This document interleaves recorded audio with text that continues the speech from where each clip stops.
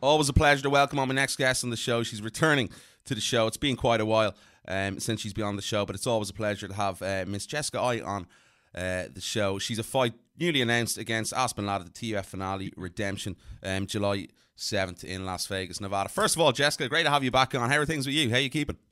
Very good. You know what? Some just like sparked my mind. Like, obviously, there's been a lot of craziness with my career and everything going on. So, redemption. I'm fighting on the tough redemption. Like, is this my redemption time? Yeah. Before I make my way back down to 125. I think so. We'll talk about the 125ers in a minute. Interesting you said that. How are you feeling after that performance, that loss? I scored the fight for you, 29 The 28 Betch fight. against Bet. Yeah. That was a robbery. That was terrible. Like that. That was honestly absolutely terrible. And what would have one thing would have signified a win. You know what I mean? Would have got me the win was one takedown. I can't believe I didn't shoot one takedown. But for most of the fans, like they don't know this. And when I found out what happened with Travis Brown, I should have asked them to put my finger back in, but I dislocated my pinky. Oh, nasty. In that fight. So in the second round, I did it. Like going into the third round, I was like, man, I got this fight won. Like all I got to do is not let anything crazy happen. Use my jab to keep her on the outside. Like it'll be awesome. Um, well, yeah, obviously it didn't go that way. I think Bruce Buffer, I think the most comical part was Bruce Buffer even being shocked by like, Yeah. What's the scorecard? Yeah, I was in the media. well, you saw the scorecard was all scribbled out funny. And, obviously I'm talking to you about it, but like I haven't really said Yeah. much about it. I mean, but it is kind of weird and corny, like how that all went down that way. But how have you felt since then? Because obviously it was a big moment for you in your career, fighting in your home state, in your hometown. You spoke, I remember, at the open workouts about you, the sports psychologist, working with you in that fight. Have you picked yourself back up from that? Yeah, I mean, that was obviously gutting. You know what I mean? To lose the way I did, and like everything that I had done right, like weight cut was easy. It was in my hometown. Like everything was perfect. Like, I mean, I'd have to say everybody who was there, was better judging. And I mean, the boos were something I've never even heard in this world before. Um, but something like that, like there's pros and cons to it. You know what I mean? Like, cause I know I did everything right and I know I could, there's obviously still room for growth, but like, this is obviously a time where, I need to finish fights and I can't let them go to the judges. And, I think some crazy things have happened in my career. Like, I know there's no asterisks next to our fight name, but like, I know that. And I have to find a way to use that as motivation, in that way. And to be honest, like, for me to still be here after, obviously some controversial decisions, and obviously everyone knows how the UFC goes. You lose a couple, you're usually gone. You're cut. You got to bring something to the table, and I am, and I do. And I think that that's, my push against, Yeah, is that I've been almost harassing Dana and Sean about the 125 division because it stinks. You know what I mean? Like, yeah, yeah. you found me there. That's where you found me. It's like going and find a flower in certain areas of the world. It's only where you find it because it's, specifically good for that. Like, I'm amazing 125-pound fighter. I deserve my chance. And I want that. And I was hoping for a catchweight fight. And to be honest, I was just taking my time off. Like I told the UFC I was going to stay healthy, training. I've been grappling a lot. I've been trying to do anything I can to make myself better and to show them I am. And I think yet again, that's all signified my standstill, to be here. But and then result, I finally got the Yeah. call from Sean and we had a long talk about it. We had a long talk about my career, like why I'm still here, like me and what I need to do. What And did same what with did Dana, Sean kind say? of that same. Was it? Sorry for interrupting you. Was it No, you're fine. in relation? That you, in fairness, like the three of the last four fights, or sorry, the last four fights you've lost. Three of the girls have fought for the UFC bantamweight title. What was his reckoning or decision to you in order to have you fight another fight with the promotion?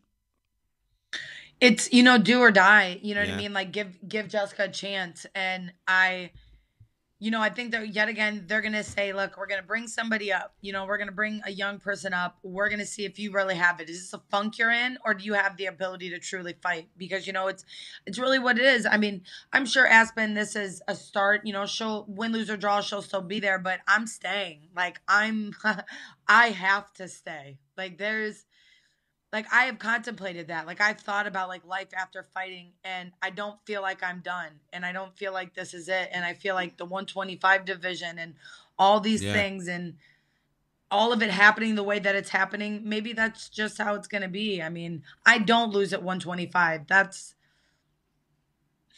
I don't know how to It's say not it. I happening. just want my chance to fight there again. Definitely. And be why I was proven to be here to begin with. It wasn't because I was a bantamweight. I was a flyweight, badass, and It's I a bit want to be that it's a here in the UFC. it's a bit of a role reversal. Like she's coming in sort of the way you came into the UFC, obviously, as you said, from when you were 125, you were coming into the UFC. Do you feel as though maybe, how are you going to deal with the pressure? Do you feel pressure, ahead of this fight? No, you know what? No, because if I were to lose, which won't happen, if I were to lose, it means that my life is supposed to be taking a different direction. But I don't feel like all these things would be happening in my life. My weight is really awesome, really low. My training has been great. I've gotten about 3 new partners that have came to my gym that are 125-pound men that are great, and they are helping me expose myself as a wrestler because like I'm missing that gap. Like everybody knows I'm a striker, but like you don't get to see how good I am at grappling. And there's a reason I'm doing these grappling matches and I'm not getting Of course. submitted. I mean, I've went and done 2 submission grappling matches and not gotten submitted in an all submission, match. So I feel like they're helping me get to that position where I can expose that in a fight and show why I'm still here and why the UFC knows I'm good. We've seen Aspen a lot, obviously. We've seen her in Invicta Fighting Championships. She's unbeaten. She's probably a modern day mixed martial artist. She's good all over the place, but she doesn't really stand out in one specific area. Do you think maybe for instance, your boxing? We've always known how good you are on your feet. Maybe you haven't let go as much as you want to do in your last number of fights, but is that an area that you're going to really focus on in this fight, that you'll have the upper hand, maybe the advantage on?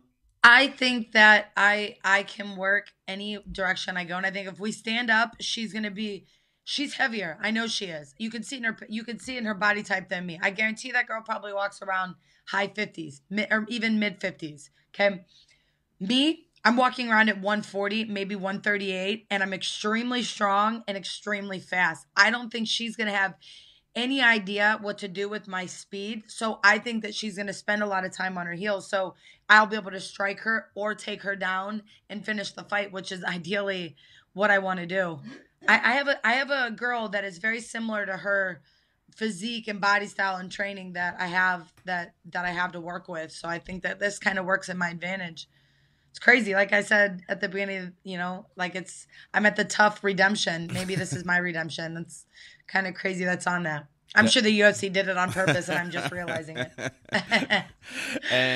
We look at the 125-pound division. Obviously, it was announced prematurely. It looks like it's going to happen. That there's going to be an Ultimate Fighter series. Do you think there's a possibility of an oversaturation of this division? Because there's obviously a lot of the ladies at 115, and they're going to move up. The likes of Joe Calderwood, just to name one name. Do you think it's going to be a division where everyone's going to sort of levitate towards from 135 and 115? No, so I've had some good conversation with Shelby about that, like how that would Yeah. happen. Like, I don't think very many 35ers are going to drop down. I really don't, because a lot of them were already bantamweights beforehand.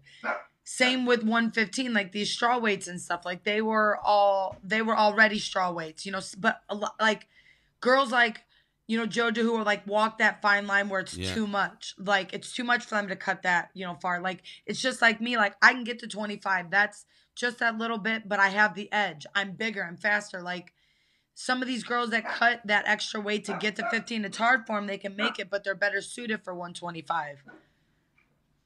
Do you definitely think, if we look at this fight as well against Aspen a lot, do you feel as though you have to make a statement? No, not for anybody. No. No? Of course not. I'm doing this for myself, and this is everybody else's entertainment, when it boils down to it. Like my happiness is their entertainment. My sadness is their entertainment. We are in the entertainment business. So no, there's really no pressure. Honestly, it's for the first time I can sit there and say like, not in a position. I'm not doing this for money. I'm doing this because I need to do it for me. Like this is not the way that my fight career was supposed to go. Like this was not, like my story was not supposed to end this way. And I feel like it's really just begun. And I know it's hard for other people to understand but I've been through so much, and I'm 30 now, and I feel like I'm finally an adult, and I can really fight like a true champion that I want to be. I feel like I've seen the bottom, and I'm ready for the top. Do you truly believe in yourself? It's another thing you said at that open workout, that it was something that you really had to instill in yourself in the build up to the Betch fight, was your belief in yourself. Has that come now? Do you feel that you're at that level where you truly believe in yourself? Well, yeah, I mean, a lot of things have happened. You know what I mean? Like my father's passing. Like life has kind of changed a different direction. That like I feel like I do believe in myself. Like that's why like it's funny. A couple of my teammates have been like, "Man, you've been so vicious lately," and I feel like it's because I don't care anymore. What's there? Like I care about my own happiness and what makes me happy. And losing makes me very unhappy, and I want to be happy again. And that means that I have to start being extremely vicious when I train and believing in myself, and just it's like one day you do it, you believe in yourself, Yeah. and every day that you wake up and you say you believe in yourself, all of a sudden you just believe in yourself. It like happens. It's the same as like when you put yourself down. Like you wake up one day, you put yourself down. Yeah. The whole day you're putting Yeah. yourself down. Like you wake up the next day, you're still putting yourself down. Like I quit doing that to myself for things, you know, my father passing, my losses, you know, not being able to be the person that I think I should be. Like I quit beating myself up about it. And I've just been enjoying life, you know. I'm financially in a good position. I like where I live. I love my friends. I love my teammates. And I like where my career's at right now because it's do or die. And that makes things fun. Like we all know, like there's no going back. If I were to lose, that would be it. And I mean, it's crazy because nobody believes it. Everybody knows I'm going to win. I mean, I'm not even if everybody needs to know it. Like I know it. And it makes me happy and giddy. The last year has obviously been, you know, it's is it under a year? Hang on, when was Cleveland? Was it October? Well, you said you're going to take a year off. It's obviously it's going to be thereabouts. Has it been a very sort of chilled out period in your life? The last number of months? Yeah, I mean, yeah, I just a lot of things have kind of settled. You know, my father passed, like even into the fight, we were dealing with his house, like getting, you know, things done. It'll be a year from the funeral when I fight, which I always feel like life always has these crazy ways of like kind of telling me like keep your head focused and all that. So even going to that, I was planning on taking as much time as I needed off, and things just kind of started to happen the way that they did. Like even those grappling matches, people just called me on it. Like I didn't seek them out. Like they were just opportunities, and I stopped trying to force things and just really tone it down a little bit in my own life. Quit giving myself so much damn anxiety.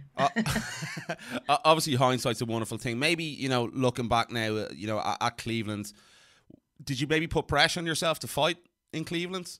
No, because I think I still won that fight, but I should have taken her down.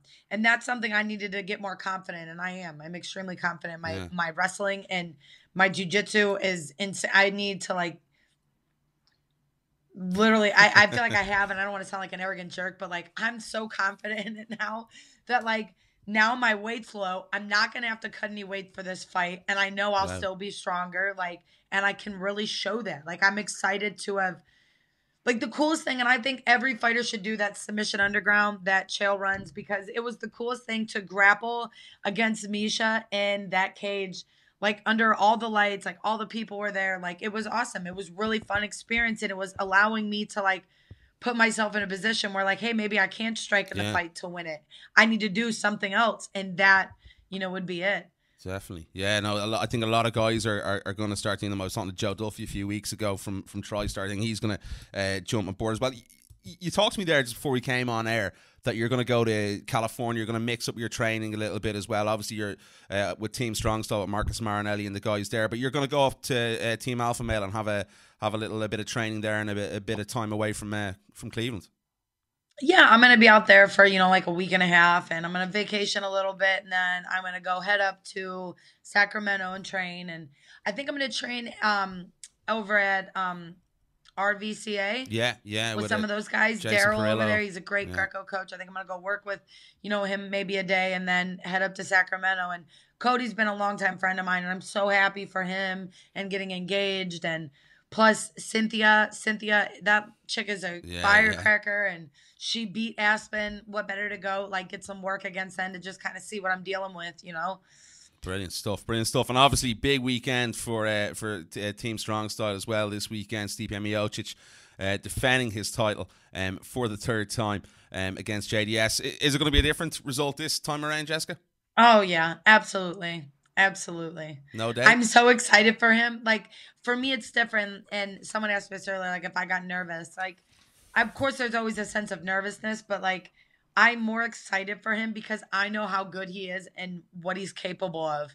Yeah, like, this definitely. is going to be, he's going to finish junior, and it's going to be amazing. And people are really going to give Stipe the true respect of, like, that's what a champion should be. Yeah, definitely. We were all annoyed the time he'd be pulled off the card here in Dublin.